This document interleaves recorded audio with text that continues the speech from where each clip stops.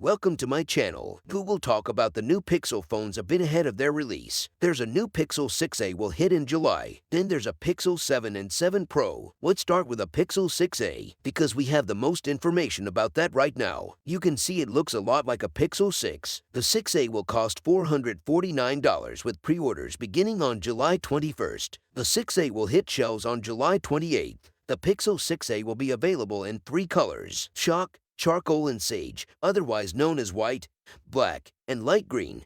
The camera belt on all 3 devices will be black inside or dual rear cameras, a 12-megapixel main camera and a 12-megapixel ultra-wide camera. The main camera has optical image stabilization. The 6a has the same front camera as a Pixel 6. That's an 8-megapixel shooter. Speaking of cameras, Google's Real Magic is its software the company is touting. It's real tone technology. That's the text that Google says will authentically represent all skin tones. The Pixel 6a will also be able to use Magic Eraser in Google Photos. That's the tech that allows you to easily remove a person or object from a picture. Google says they've improved Magic Eraser to change the color of distracting objects. With Magic Eraser, Google Photos can get rid of it entirely. Then we have the screen cooler. It can take away focus from the main subject of the photo. So with Magic Eraser, you can change the color of that cooler so it doesn't take away attention from what you're really trying to focus on. As for storage, you'll get 128 gigs of space along with 6 GB of RAM for comparison. That's the same setup as the Pixel 5a. The Pixel 6 ships with 8 gigs of RAM. That lower rent amount in the 6a is helping to keep the price down. The Pixel 6a is powered by Google Tensor system on a chip.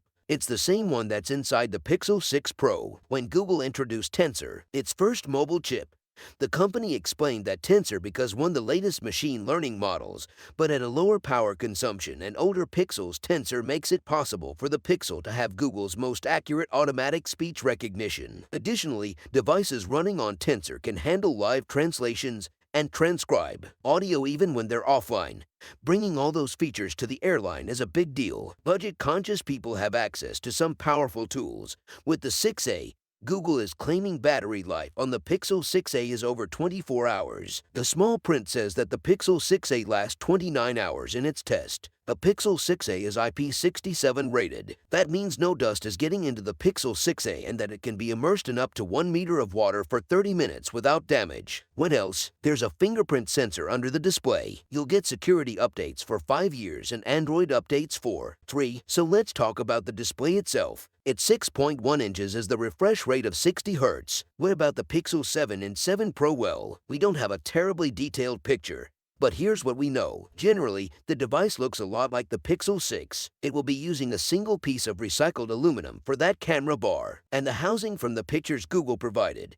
It looks like the Pro model have a shiny look for the aluminum, while the regular model goes with a matte finish and less subtle design details. You can see that the Pro model has a big circular cutouts to the right of the pill-shaped camera cutout. The Pro model have a triple camera system, whereas the Pixel 7 will stick to a dual rear camera setup. It appears that Pixel 7 will be available in black, white, and a yellow-green. The Pro would come in a white, black, and gray. The camera belt and housing vary depending on the main color of the phone. That gray Pro seems to be the only one with almost a copper hue on the housing and the camera belt. The Pixel 7 will have a soft touch glass on the back of the phone. Inside will be the next generation of the Tensor system on a chip, and it will be shipping the fall with Android 13. So that is everything we officially know about.